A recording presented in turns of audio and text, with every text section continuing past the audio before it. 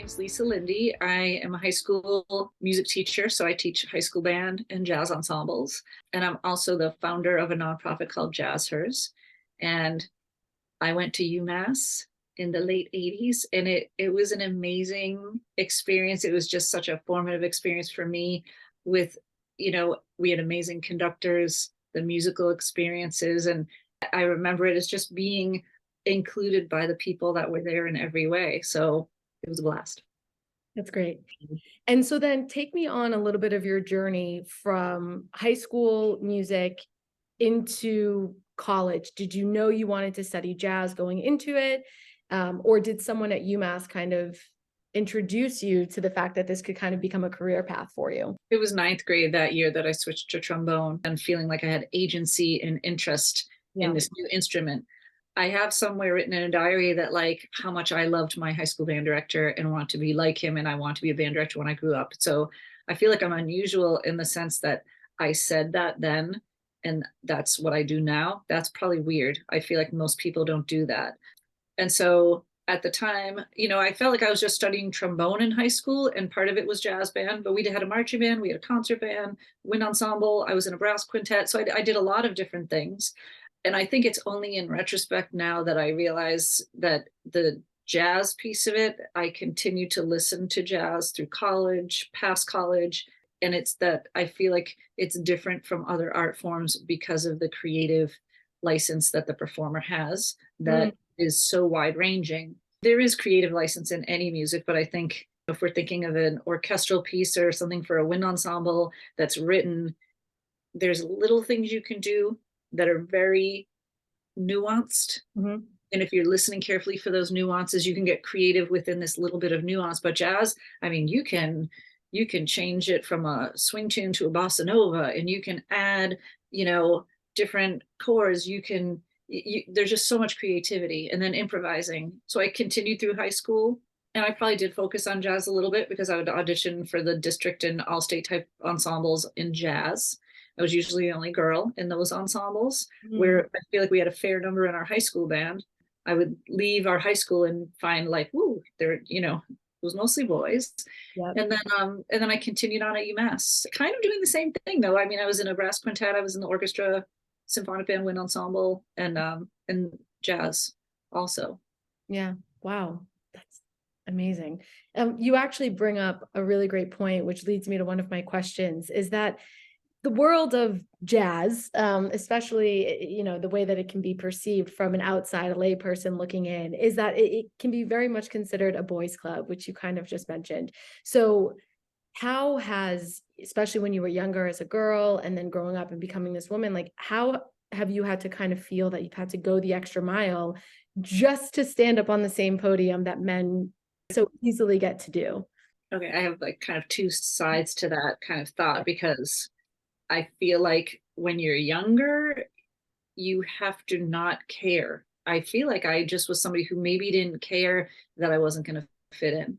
And I Mm, thought at the time, like, women can do things and be in more spaces than they are right now. I'm just going to go do it. And if I feel awkward, if I look awkward, I don't care. I'm just going to go for it. But I would say most people don't fall into that category. So even when I meet people now who like was that only person growing up through the 80s into the 90s, like they don't have a story like, oh, it was the most natural thing and I fit in everywhere I was and it was easy. It's always about being willing to kind of feel different. And I think when I later on start this nonprofit Jazzhers, it's because hopefully we can create a space where you can feel like you and do the thing, right? Both of them.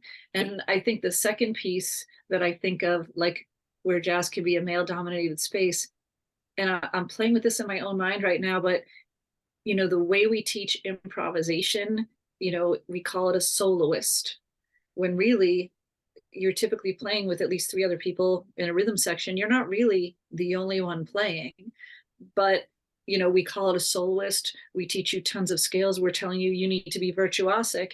And as a mother, it reminds me of I have two boys, and when they were really little, I was teaching them to share and to be kind to their friends.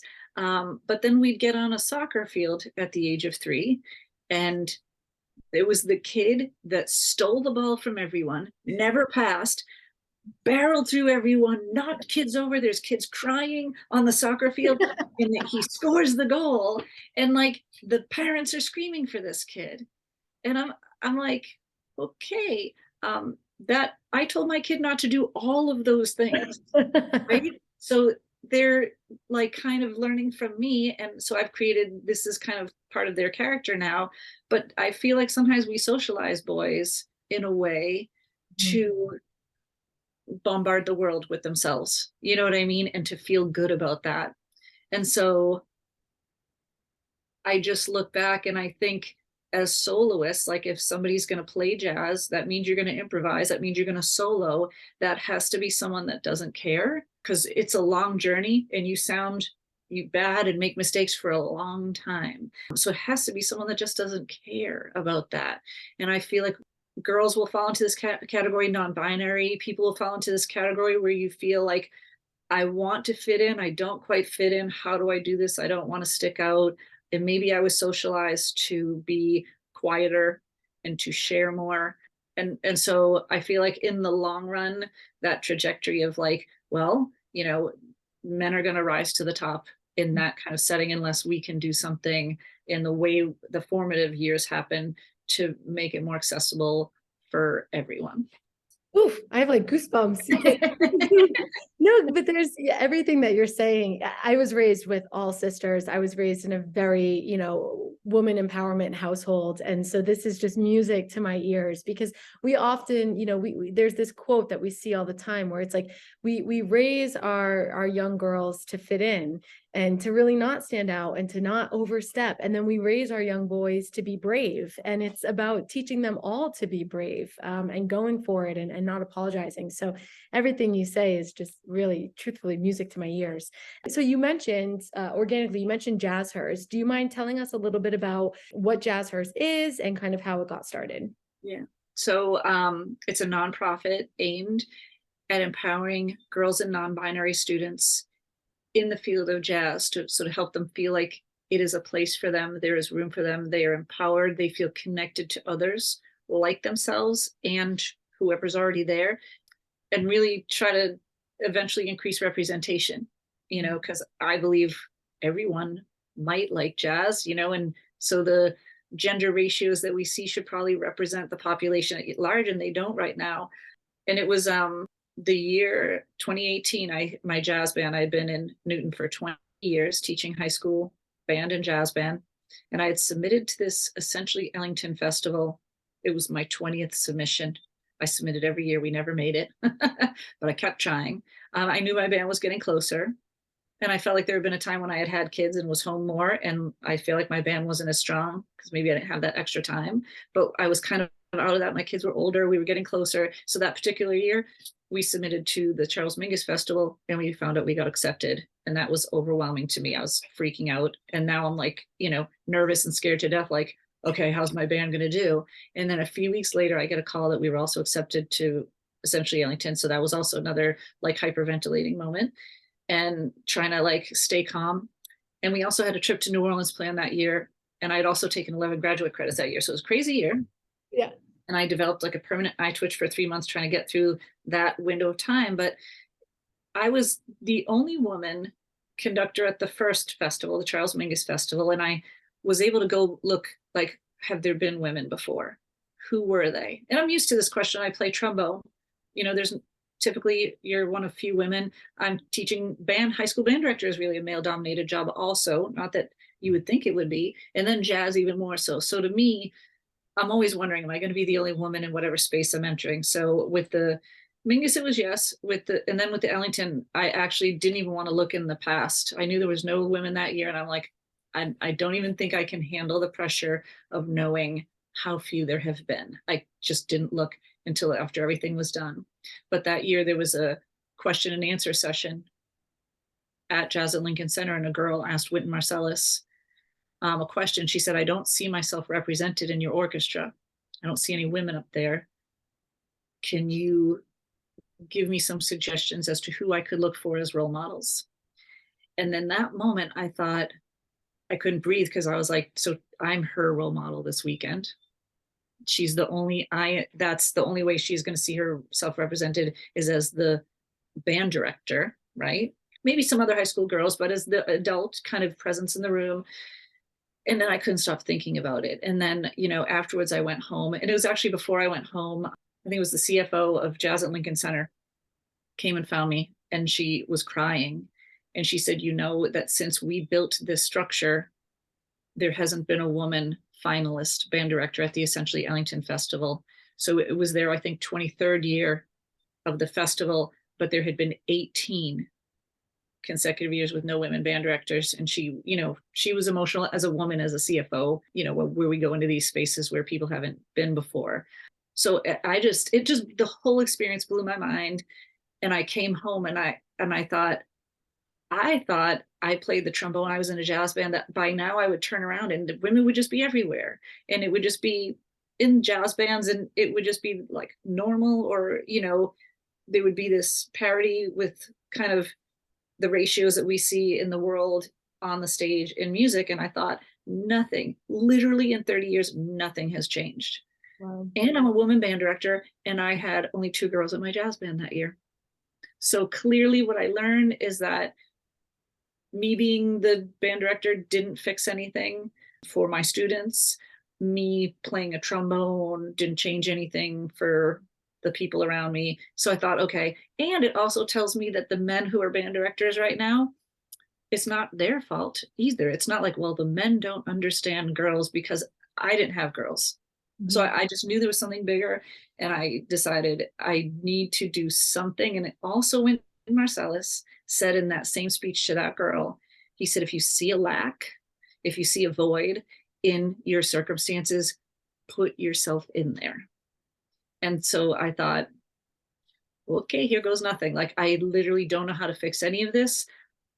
I'm just going to do things, and we'll see. I'm just going to start throwing things at the wall, and we'll see what sticks. And so that Jazzhers still, it's kind of, I'm learning every year as I do it about what works, what the problem is even, and maybe what to do about it.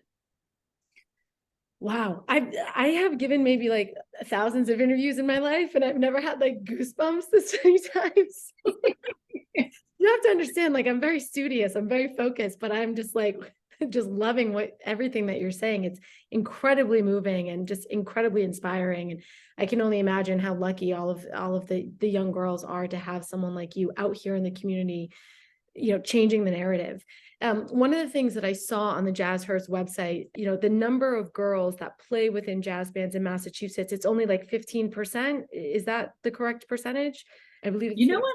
I don't know. And I mean, I know that, like, if you go to a middle school, you're going to see more girls. Mm-hmm. When you go to high school, and this is across the country, you'll see fewer. And then if you go to college, you'll see even fewer. And then professionally. So we keep losing people along the way. Mm-hmm. And another thing, I don't think it's on the website, but so this year, the Massachusetts music educators, they do a festival every year that starts out with districts, where you can audition for the district band or the chorus of the orchestra or the jazz band. And then those people who make districts can audition for the all-state band. There were no girls in the all-state jazz band this year. Wow. And I think there was one last year, but there was one in 1987 when I was in it, So it's a small number. Mm-hmm. Band directors will contact me now, and they're super excited when they can get to 50%, right? It's never 75%. Yeah. Yeah. So what are some of the programs or the upcoming events or any sort of planning business initiatives from Jazzhers within the upcoming months and years to hopefully kind of contribute to raising that number? Yeah. So big picture, we've done a few of these in the past, but like a 1-day clinic for anyone in the state to come in.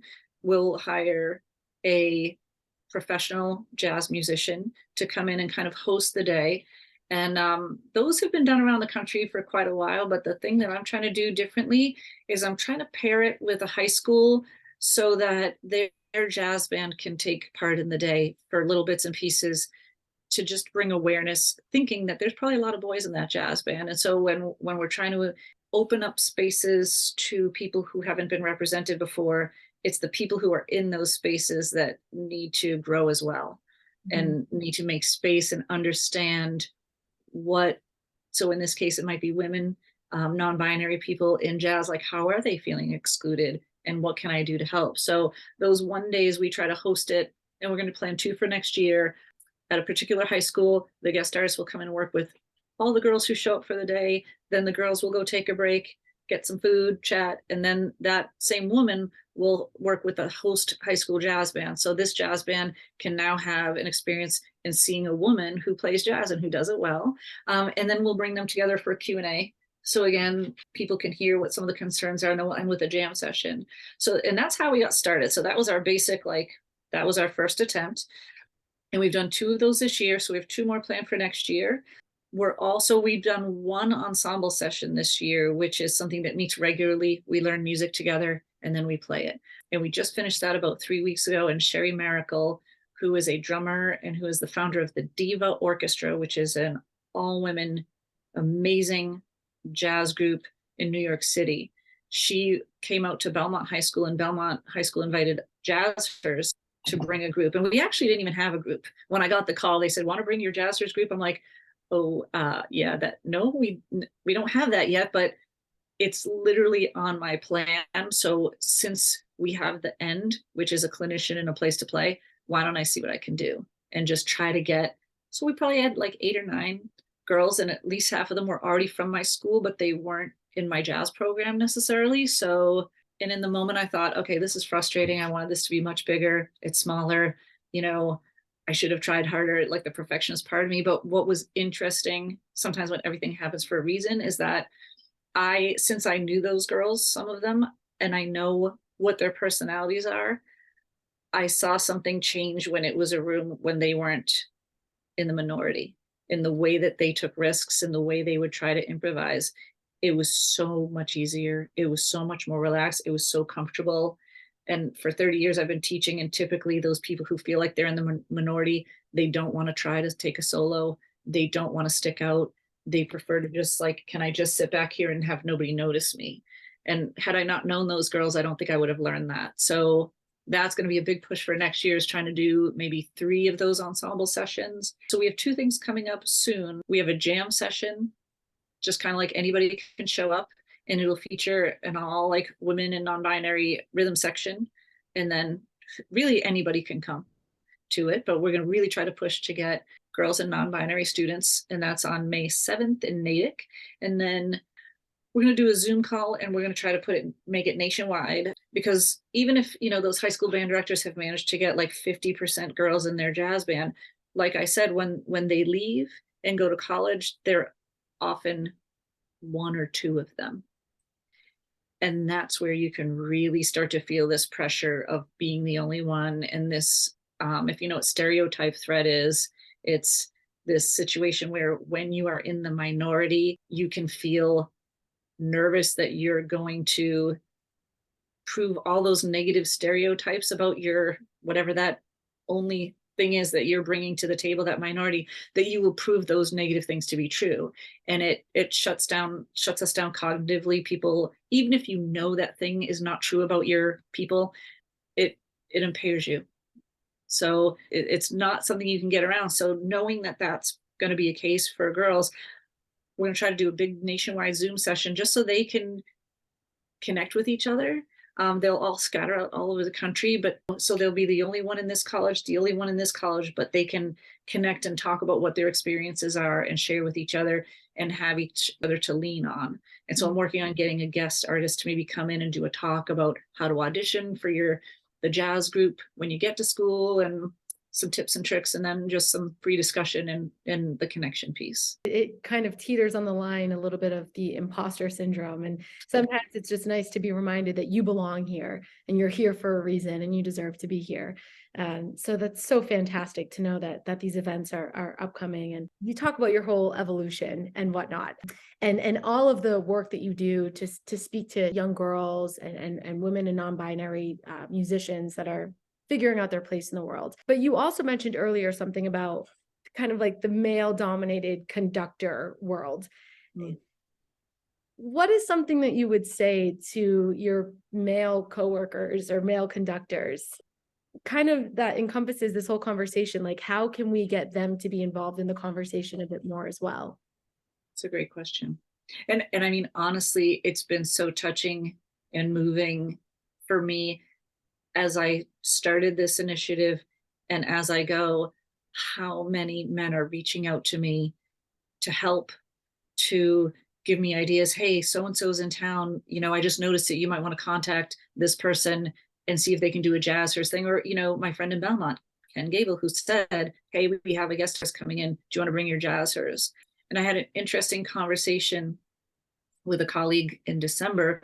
4 jazz bands from New England got together at Newton South High School, and we had done it the previous year, and we had professional musicians come in, 6 of them, 1 woman and 5 men. And so when I was hosting it, I thought, well, in the spirit of kind of what I tend to focus on, let's see if we can flip that narrative. Let's even try to go for 100% women, because we never mind when it's 100% men. That seems normal, right? But sometimes if you say, well, let's make it 100% women, people are like, what do you mean? Why are you excluding people? And it's like, but you never asked that question when it was 100% men. Didn't even occur to you to ask that question. But there aren't as many women jazz players as there are men, right? There are great jazz players, but there just aren't as many. So we couldn't quite get every instrument. So we had a man playing the trombone, but we had 6 other women, and they played for us. And I was excited for the whole day. And I told the students, this is just an experience for you in high school. And it's a lot of the judges here today are women, but I'm 53. I have only attended one jazz festival and had a woman clinician in my entire life, whether that's as a student or as an adult. And it was at that 2018 Essentially Ellington Festival. It was Erica von Kleist. She was an adjudicator. That's it, my whole life. So I said, for me as a 53-year-old woman, this day is special. It means something. And then I introduced the group and they played. And I felt amazing. And I didn't even know how to put it to words. And so my male colleague later, I was talking, I said, I don't know what that was. I'm going to need some time to process, but I felt different. And I don't know what it means. And he's like, well, I felt the same. I didn't feel any different. And I started to go like, what are you trying to say? Like, what does he mean by that? And he said, but Lisa, I'm 6 foot tall, white, male. Like, I hit all these targets of like being in the majority in this country. Every time I enter a space, I assume there's something here for me. And I was like, okay. And so that conversation, I feel like, encapsulated the different approaches we have as men and women. Like, women often walk into spaces not knowing if they belong or if they should be there, or that they're probably going to need to change themselves some way to fit into what exists. He never has to change himself, is what he was telling me. He just walks in, what's here for me? What can I have? And what I realized is that having 5 women as performers, it was the first time I've watched one of those kind of situations, whether it's somebody being the clinician or the performer. It's that one woman, I am like gripping my seat, like white knuckled, thinking, okay, I hope she's the smartest. I hope she's the funniest. I hope she's the nicest, but I also hope she's the toughest. Like, it's an impossibility, right? You need, and like we as women find that we're expected to have everything. Yep. And that you are fully complete, fully formed, an image of perfection. And in that moment, each of those women, one of them was kind of tough on the kids. One of them was gentle. One of them was funnier. All of that was fine. Now they had space. I felt like that term space, we use it a lot, and like giving people space, creating a space. I'm like, what does that even mean sometimes? But in that moment, I thought they had space to be who they were, and they didn't have to encompass all things because there were enough of them there that between all of them, they would fill any kind of gaps. So that's probably not a great answer to your question, but it's so fantastic. No, I'm so elated and pleasantly surprised. And for the very last question, what does Women's History Month mean to you?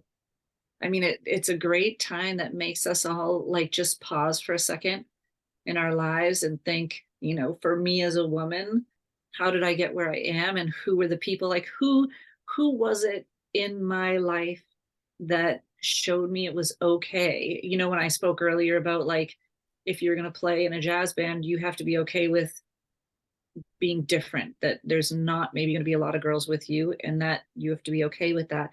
Who in my life showed me that it was okay to do that? And I think of like my mom and my grandmother. My grandmother, both of them were working women. My grandmother at a time where women didn't work.